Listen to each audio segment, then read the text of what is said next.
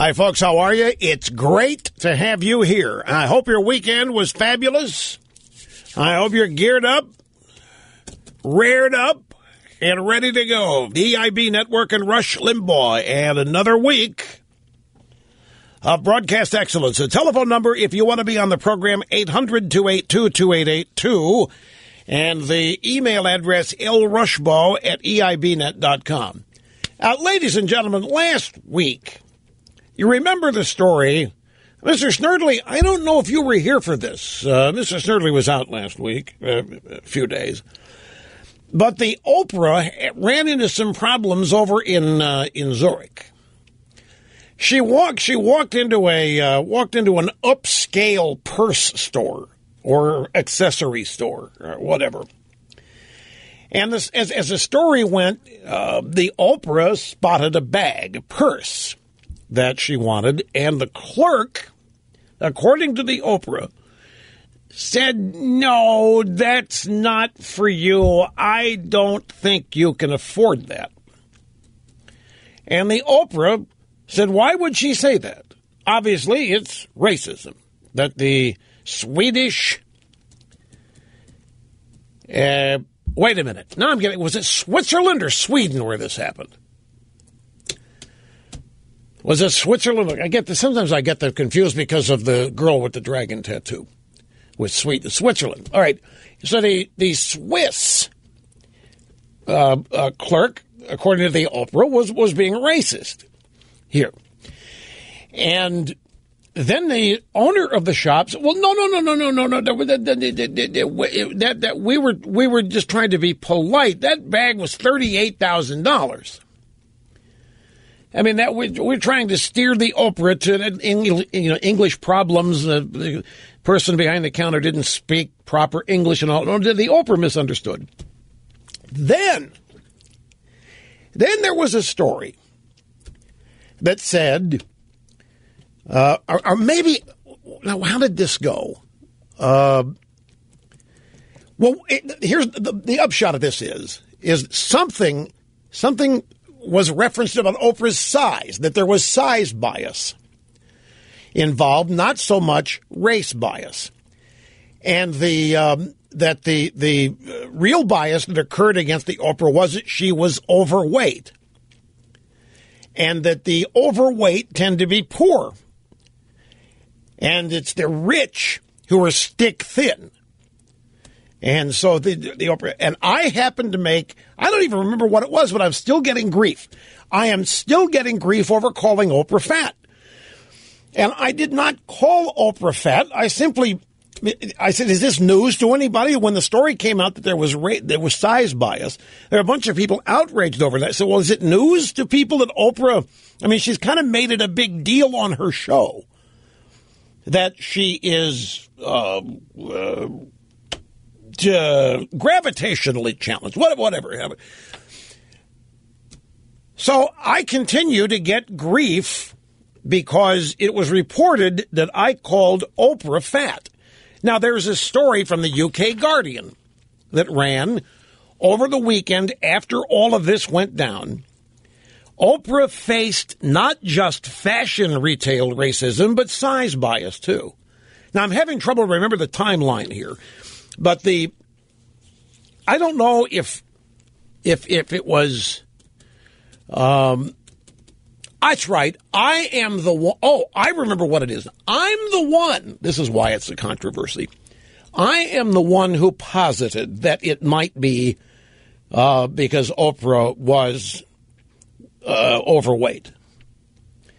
And everybody started, I guess this is on Friday, everybody had a cow. And I remember asking you in the audience, what is this news? Now, ladies and gentlemen, I myself, over the course of my life, have also been fat. And I'm under the impression if you are something, you can say that about somebody else. If you're black, then you can use the N-word. If you're not, you can't. By the same token, if you happen to be fat or have been fat, then you can call somebody else fat, and it's fine and dandy, it's okay. I thought that's the way it went. But you see, the Oprah is a wholly owned category of political correctness. What do you mean you can never call a woman fat? Call a fat guy fat. You can't call a fat woman fat. Well, I guess she just, what is it, a plus size? Is that what you call them? Plus size woman? Is that the term for it? Is that what I should have said? Well, anyway, here from just a couple of days ago in the UK Guardian, Oprah Winfrey is a successful billionaire with an empire worth $3 billion, a woman whose public reputation has been built on self-empowerment. She's been frank about the stresses in her life, racism and sexism figure often, and about her struggles with her weight. It is this last aspect that may be the hardest to deal with. Oprah's thyroid condition makes her weight problems unavoidable. And on top of that, she big boned, they say. Well, she has to deal with the rebellion of her body. This is, by the way, Heidi Moore writing in the UK Guardian. The Oprah has to deal with the rebellion of her body. She may find sympathetic tailors and fabulous shoes, and she may accessorize brilliantly, except from that store, but she likely knows what all women know. Shop assistants will not be nice to women over a size 10. And that is especially true of women of color. Now, the Oprah that's what it says here. There's the UK Guardian. Now, you people get mad at me all you want. Right here it is in the left-wing UK Guardian. Oprah had also to deal with the bias of fat. She had to deal with fat bias from the store clerk in addition to race bias. And big bone bias. She had big bone bias, fat bias, and race bias. And all she wanted to do was accessorize nicely for Tina Turner's wedding.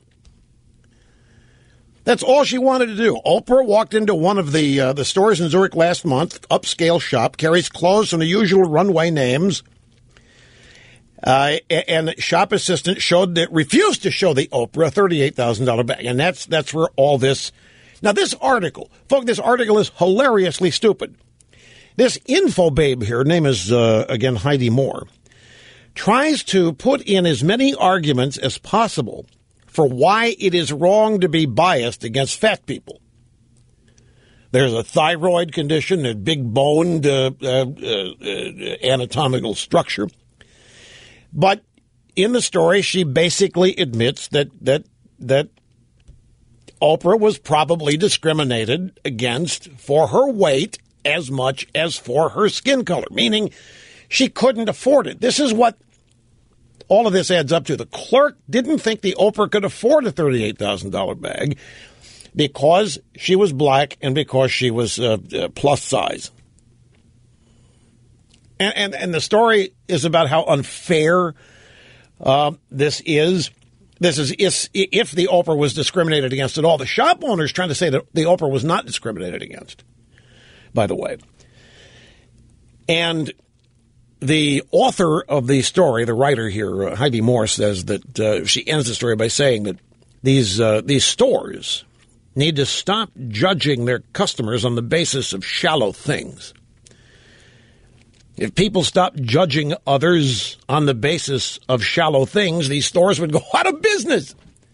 These stores exist on the basis of shallow things being desired, wanted, purchased, and used, like a $38,000 bag.